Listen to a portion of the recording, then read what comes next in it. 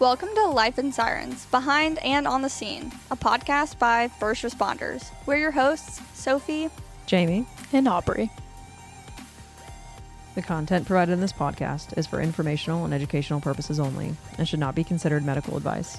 The views and opinions expressed by the hosts and guests are their own and do not necessarily reflect the official policies or positions of any medical institutions, emergency medical services, or healthcare organizations.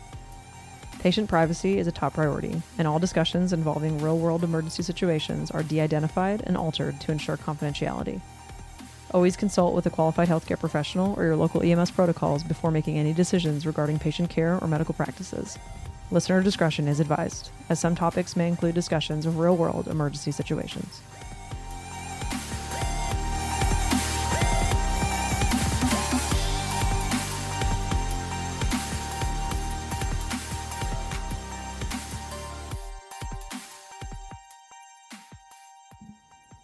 Hey guys, welcome to another episode of Life in Sirens. This one's going to be a little different. Today, I'm with some colleagues of mine in Wilmington, North Carolina for the North Carolina First Responder Mental Wellness Summit. That's a long name, but it's been an incredible weekend. We've had 2 days of speakers and fellowship and just hanging out with people in this field who care a lot about mental health and wellness and how we take care of ourselves in general. So there's been a lot of creators here as well, including, let's see, who's been here?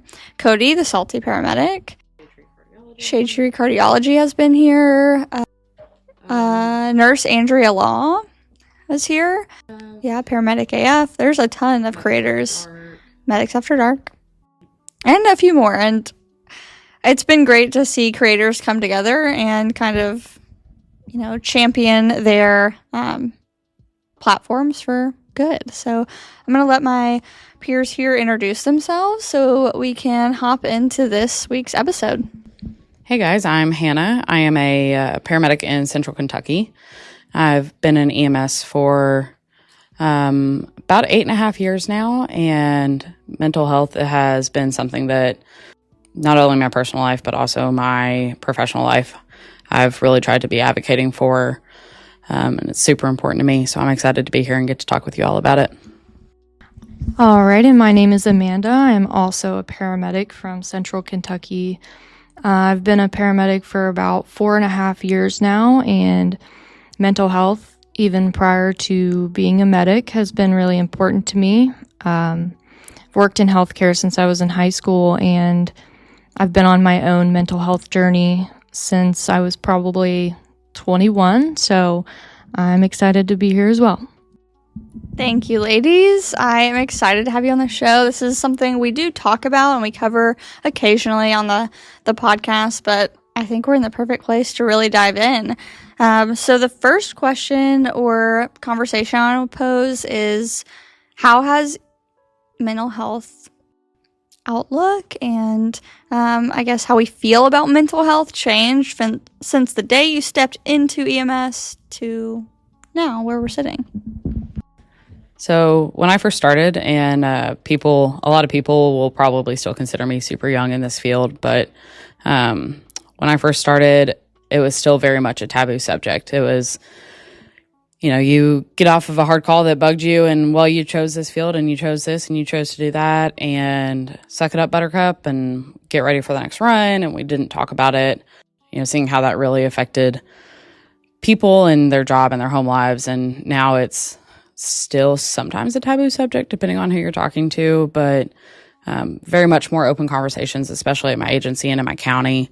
We get to be part of a critical incident and peer support team, and get to kind of have those conversations, and it might just be a simple text message of like, yo, that run sucked and I'm having a hard time with it, or hey, I've got this crap going on at home and I just need to vent and blow some steam off for a few minutes. And we're definitely starting to take it more seriously in the field, and I think at least in our area, across all areas of first responders, so not just EMS but fire, PD, dispatch, and even we've got our coroner's office involved in our county team.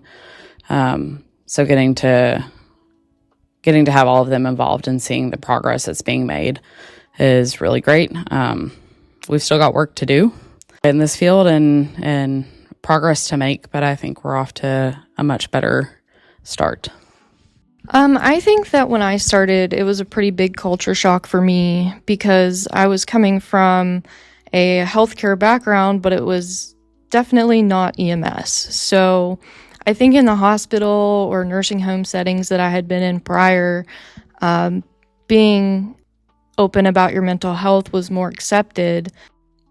I just felt like it was more accepted outside of EMS. So when I got here, I had been really open about my own mental health and my feelings after calls and the things that I was experiencing that were new. And I felt very judged for it. And at times I felt a little bit isolated, like I was different than the crowd. So that was pretty eye-opening considering I had been working on my mental health prior to doing this. But now being able to be a part of the change and being part of a critical incident team and a part of the talks of mental health and where we're going to go in the future with it in EMS, I think is a super important thing, and it's a kind of big weight to carry, but I think it'll be worth it because just in the last year, I've definitely seen major changes in the conversations that we're having at the dinner table at work. So I think big things are coming. I think so too. There's been a lot of change, at least in the community that I involved myself in, for sure. For me, the worst of my mental health happened while I had been working in EMS. And after I'd been working in EMS for several years, I was a paramedic. And I think truly I had never been treated worse than when I started being open about my mental health, open about the disparities and the injustices that were just happening within our system. It was devastating. And my husband had to swap shifts with people so I could get off for a couple shifts. We say, talk about your feelings, talk about what's going on. And then we're actually not there ready to receive people when they're going through a crisis. We talk a lot. I think talking is important. I think it's the most important thing we can do, communicate. But I also think beyond that, the most important thing we can do for people is show up when we say we will. And if you can't be that person for someone right now, that's okay. You don't have to always be the person that everyone runs to. But if you're going to openly say, I'm the person, I'm here for you, and I'm reaching out, is everything okay? Be ready, right? Be ready to take full responsibility for what you just engaged in, right? That's how I feel about it. So obviously, like I said, we're at the Mental Health Summit here in North Carolina. We have been learning so much. We've met a lot of amazing people who care just as much as we do about mental health.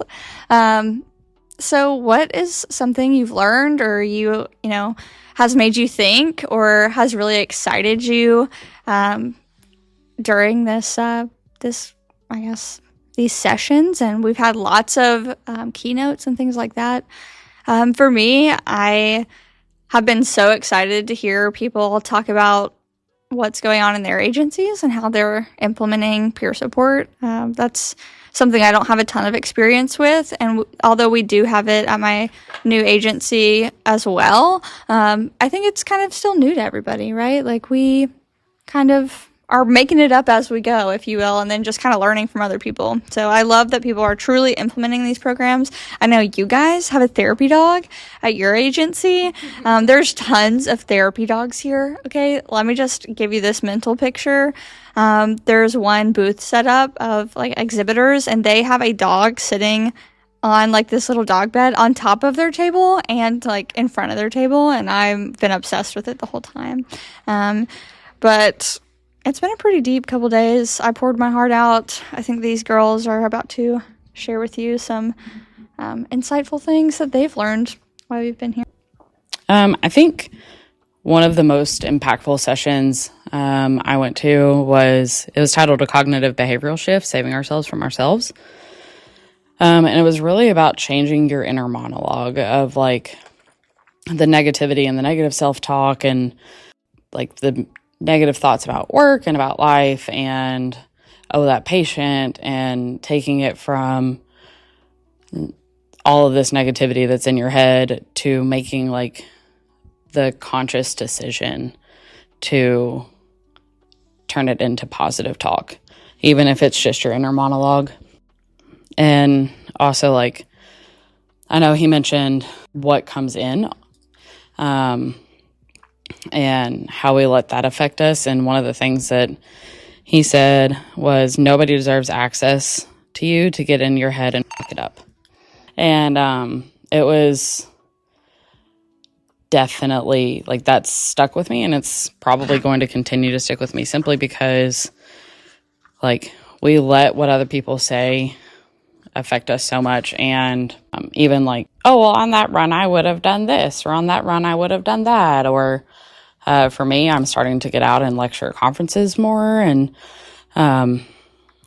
getting to kind of share what knowledge I have. And some people have been like, well, you haven't been in this that long. Why do you get to lecture? Why can't I go lecture? Or, yeah. But so even like the imposter syndrome's hitting pretty hard. And so that session was really impactful to me, just to remember to, like, be positive to myself and not let other people's negativity affect me. Yeah, I'm just going to talk about the same talk that she's been on for just a minute. That was a very impactful session, because I think a lot of people struggle to admit the hard truth of the fact that our words have meaning. Like, complaining and just being in a negative headspace can spread so easily to other people. And he said that you are the sum of who you surround yourself with, your closest 5 people. And I think that's so important, because I have felt that firsthand with certain people I've hung out with throughout my life. I really am the type of person that adopts the mentality of my friends, and I feel like I'm a very fluid person. I can hang out with a lot of different types of people, and I'm very accepting. And I think if I'm hanging around more negative people, I feel more negative. And then he was talking about self-limiting beliefs and what do you believe about yourself. So if you're feeling down, okay, I feel sad. Why do I feel sad? Or why do I feel anxious? Like, what does this make you believe about yourself? Like that, oh, I'm not good enough. So meeting that with a remark of, what do I want to believe about myself? That I am good enough. So what things can I do to get there? So actually not only preaching these words, but practicing and like implementing like coping mechanisms or a routine is really going to affect the way that you live and the values that you carry every day. You can say that certain things help mental health all day long, and you can tell your friends to do it, but are you practicing it yourself, and are those translating to the values that you have? So definitely an important conversation. Being able to be vulnerable and have uncomfortable conversations was another point he touched on, which I love. Just talking about the hard things is what's going to bring change, because the more that people bury these hard conversations, I feel the more weight that they feel like they have to carry and anxiety that they have to maintain if they're in their own head. Thank you. Yeah, that was actually Paramedic AF. He funny username, but that is his social media. He gave that presentation, and I agree, it was great. A lot of the times, the thing that's most in our way is our negative self-talk and the negative talk of the people around us. Misery loves company. We love to get stuck in misery, especially in EMS. There is a certain amount of, control we have over, getting out of the slump. So I definitely agree with that notion.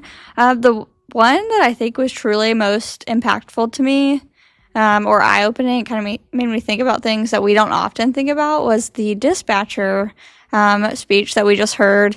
And that was wonderful. I know that he's a creator. Hannah's looking it up right now, but we never talk about the dispatchers, or we don't include them in things like critical incident debriefing or follow-up. Let's see. Cody Schuerman. I think that's how it is pronounced. If it is not, I'm so sorry, Cody.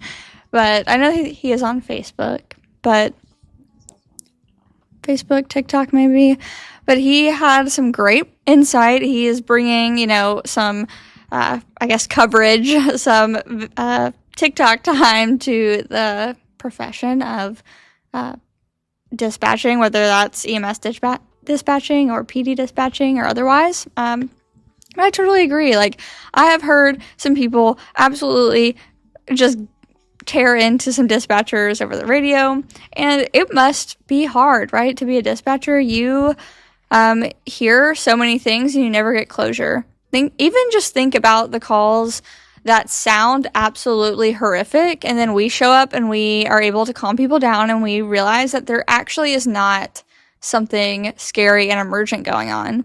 They don't get that closure. It just sounds absolutely terrifying on the phone. People are screaming for help. It might sound like people are getting axe murdered, right? And that's like the only insight they get into that.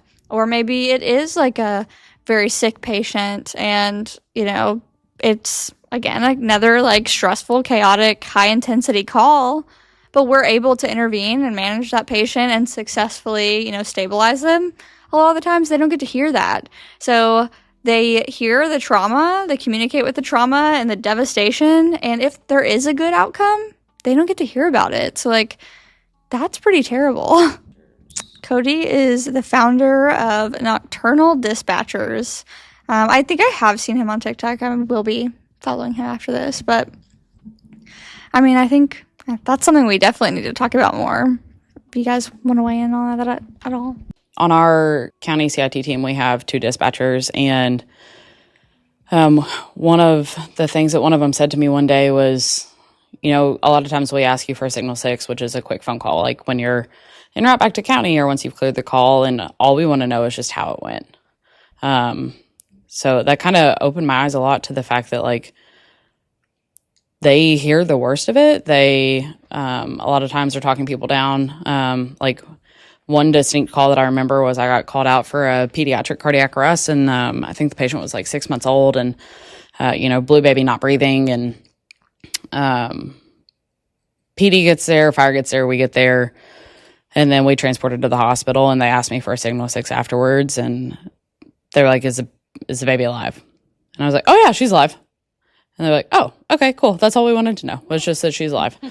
I think it's fair. Yeah, absolutely fair.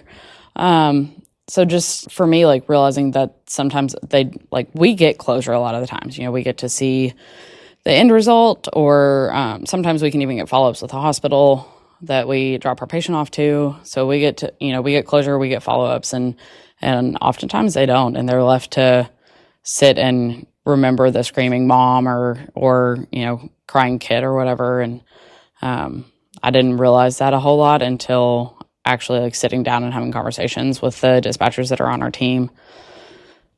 So I think it's super important to, like, remember that they have the same trauma that we do, and sometimes even worse, just because they don't get to go through it. And something that Cody said that, like, really stuck with me was that dispatchers are expected to remain calm in the crisis and be the voice of reason through someone else's adrenaline. And he also said, "This career asks us to be perfect in the moment and invisible once it's over." And so, dispatchers, if you guys are listening to this, I want you to know, like, I see you and I hear you, and you're not invisible, and I'm gonna do better for you guys. Yeah. So, something I've always thought of when I think about the job of being a dispatcher is the fact that I would never be able to do that job. And it's crazy saying that, because I'm like, yeah, I'm a paramedic. I run into these situations, and, like, yeah, I'm going to the situation that they received the call on, but I just like being able to intervene. The physical intervention as a medic is the one thing that drives me to do this job. And something that a therapist and I had talked about a few times was that being in this field leads you to feel sometimes hopeless, helpless, or not good enough. And when you feel those ways, like you want to be able to intervene and stuff. And as a dispatcher, I could see where feeling hopeless or helpless could come in. And I think for me personally, thinking back to like some of the worst calls that I've ever had, the thing that stuck with me the most out of things that I've seen or heard on scene would be the sounds. So like they were talking about the mother screaming, or like just the sound of the things going on around me. That is what, when I lay down to go to sleep that night, I'm hearing.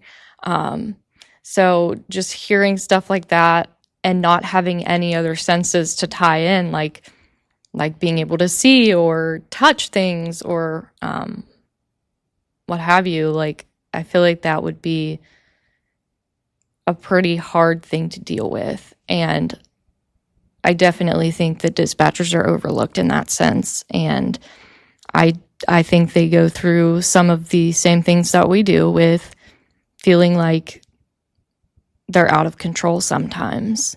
Yeah, just imagine knowing you're someone's only lifeline in a crisis and you have no way to prevent them from making the worst mistake or the last mistake they ever make, and they hang up on you, right? Like, I literally just gave myself goosebumps. I'm so ridiculous. But like, just like imagine that they were talking about a call where, you know, that was the situation they had been dealt, and they later found out the outcome of that. And that, I just can't imagine, like, it's almost like I can imagine it may be like some sort of like survivor's guilt, even. Like, you don't even know this person, but you know that you're like the last lifeline for them and you cannot reach out, right? The only thing connecting you is cell phone service, right? Do you want to say something?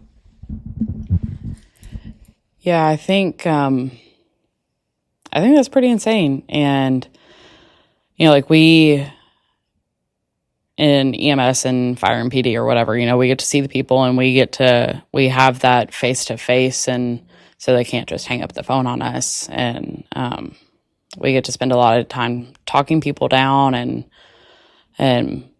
even if they're not done with the conversation, like, sucks to suck, buddy, you're still in the back of the truck with me. So you can listen to me talk at you or whatever. But we have the privilege of being able to continue the conversation. As to where a dispatcher, you know, if the person on the other end of the line decides to hang up the phone, I mean, sure, they could try a call back, but if they don't want to talk, they're not going to answer. And the finality of the situation that Cody was talking about, I can't imagine being that dispatcher and finding out what had happened, and just knowing that, like, was there something that I missed? Was there a word that they said? Was there did their tone of voice shift and I didn't hear it? Or, you know, did I miss the fact that the wind was important to where he was? And just knowing, like, the what ifs would eat me alive. I guess a recent scenario I could tie into this was when my sister had gone on vacation. She had gone into some trouble, and we called like a welfare check situation on her. And my friend that's a medic was kind of nearby where she was at the time, and I had him go check on her. And he had gotten to her and saw the state that she was in and ended up hanging up on me. He was like, I gotta go. Hung up the phone. And there was about a 10-15 minute period where I didn't know, you know, what was going on with my own family member, and feeling helpless in that moment. Like, I can imagine, like, just being on the phone as a dispatcher and dealing with something like that constantly, never knowing, like, outcomes, like, feeling that anxiety of the situation. Like, I would definitely want to know the outcomes of that. I think some of the things that tear us up the most in this job are the what ifs. What if I would have done this sooner? What if I would have noticed that? What if I, you know, had this call over to, you know, fix the things I wish I would have done the first time? That probably happens every single shift for them, like the what ifs, like, should I have asked this?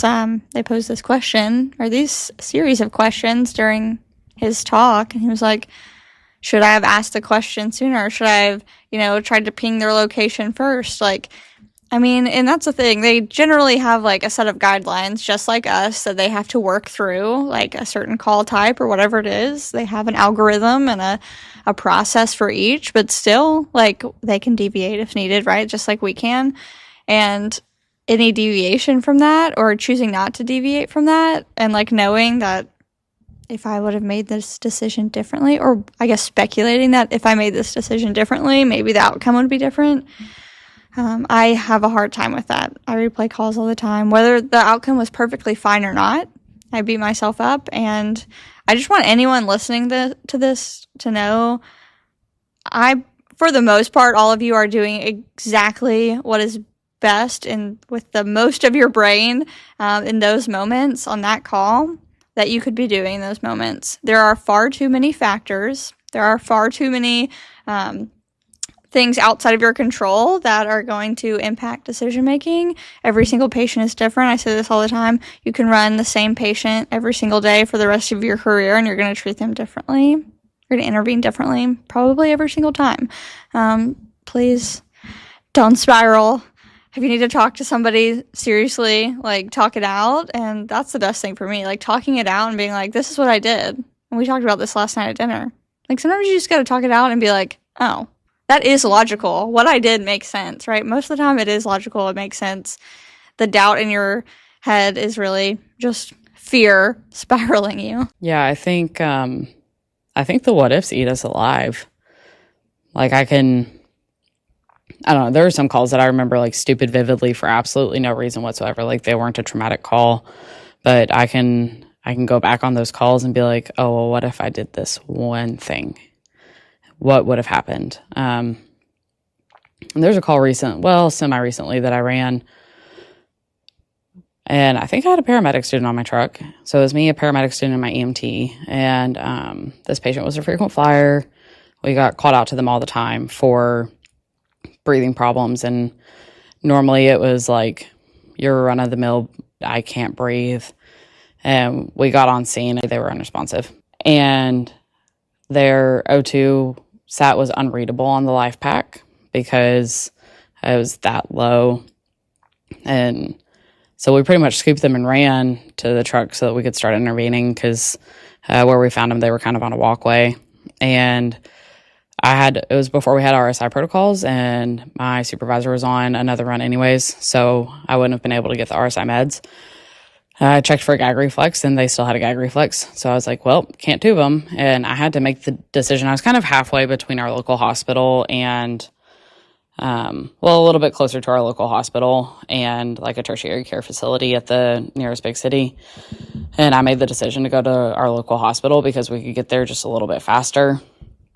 And I watched this local hospital intubate this patient, and ultimately, this patient did not survive the situation.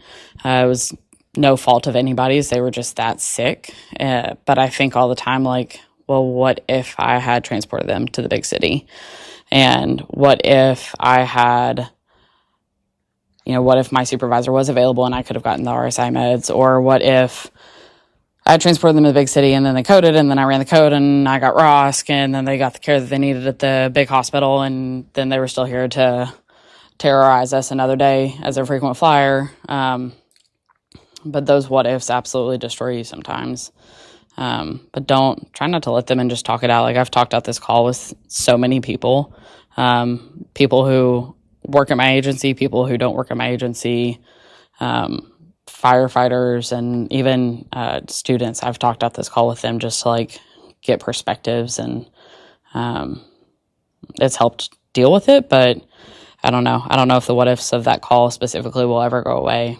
I think the what ifs are super important because it means that you care. It means that you give a shit about what you're doing. And yeah, I think it means that you're doing a good job. If you're seeking different perspectives, you're seeking more information, you're trying to grow as a provider and clinician, you're putting effort into doing better next time. I think at the end of the day, like, we all just want to help people and we want to be the best versions of ourselves.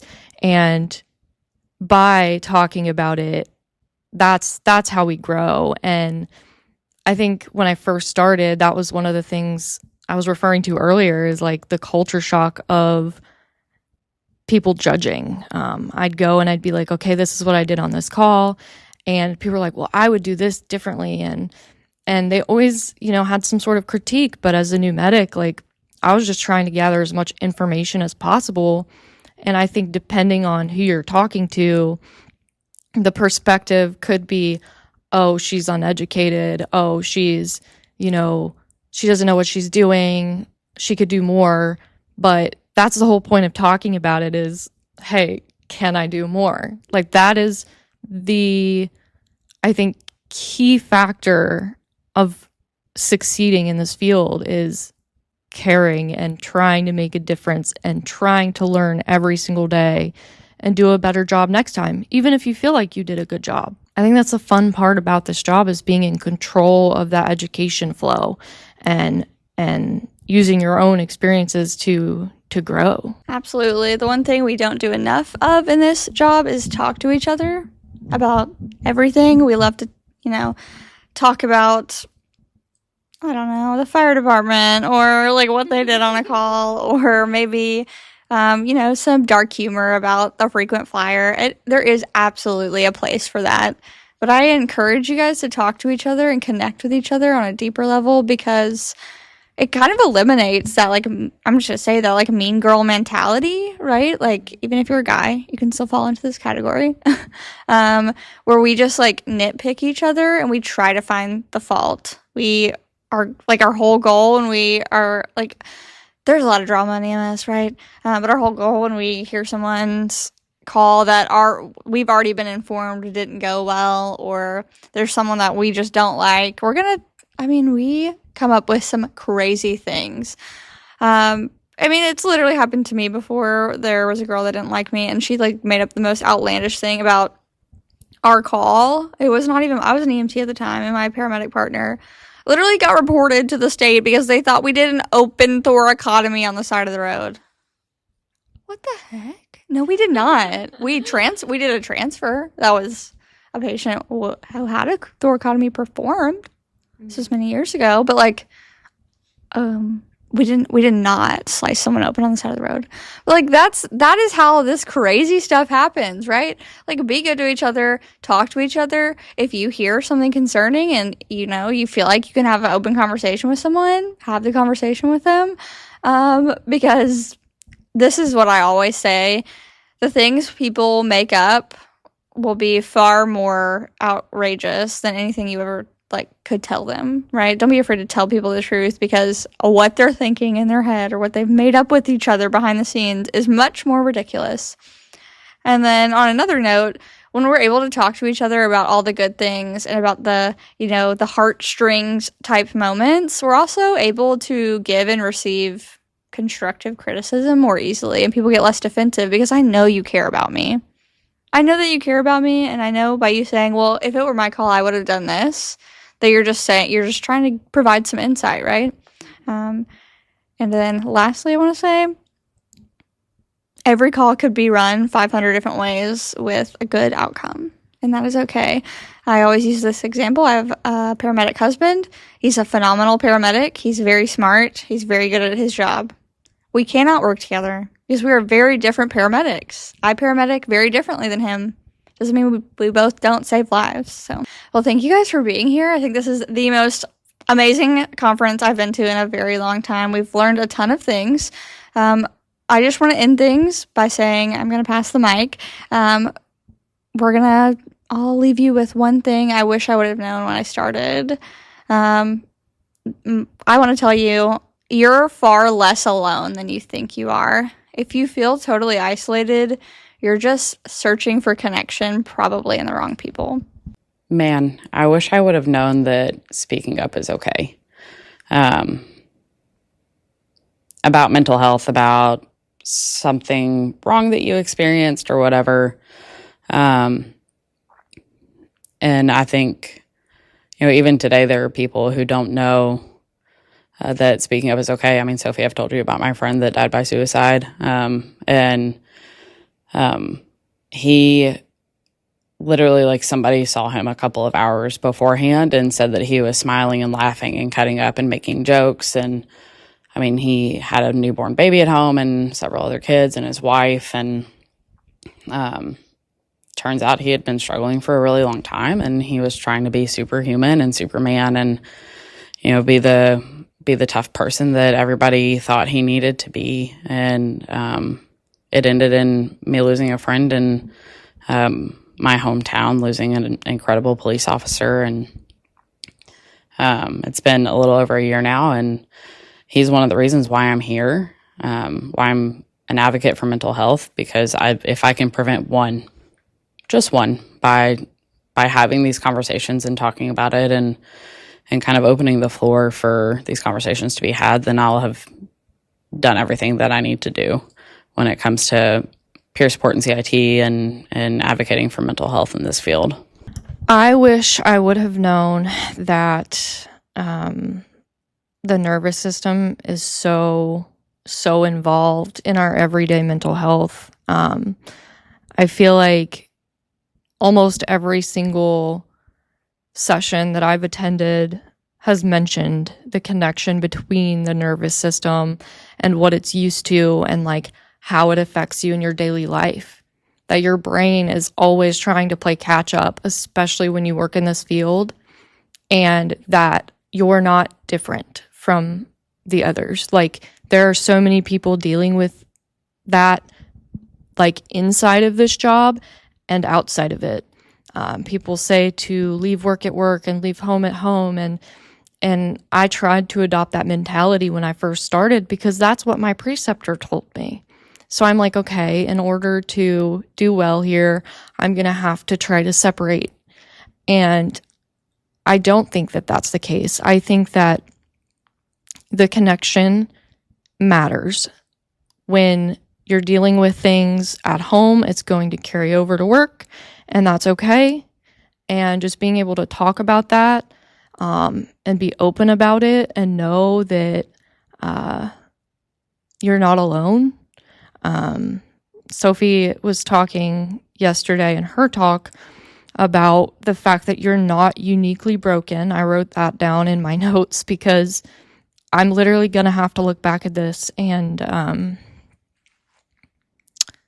it's amazing to look at someone so successful and so kind and know that they have felt the things that you feel. And then something else she said was that good guys win, just differently.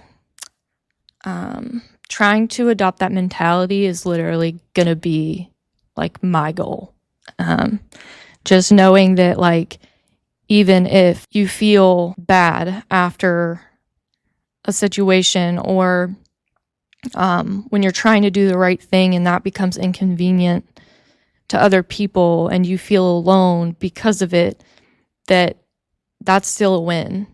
Like, you're creating the change that you want to see, and that's not always going to feel like popularity, or it's not going to feel good. It's not always going to feel happy. So just trying to create that safety in your own life to be able to heal in the ways that you need to is so important. And that conversation, I think, has really made me feel driven to go home and put in the work and do the things I need to do, and stop being complacent. So That's right. Good guys do win. They just win differently. It took me far longer than I care to admit to realize that. And if you want to learn more about that, shameless plug, I'm releasing my book on Spotify chapter by chapter. It is called Good Guys Don't Win. It's so good. It is so good. Thank you. It is, sorry, it is chapter by chapter. Some people hate that, some people love it. But I had to put it on as a podcast for it to be free to everyone, even if they didn't have a premium. So that is why I did it that way. There's a reason. And lastly, we want you all to know that you are absolutely not alone. You are not unique in your suffering. We all suffer. We just might not have the words or know how to talk about it. And of course, most importantly, the National Suicide and Mental Health Hotline is 988. If you are suffering and need to chat, they are always there 24/7. We love you all very much, and we are happy you're here. No one is better off without you, and we'll see you on the next one.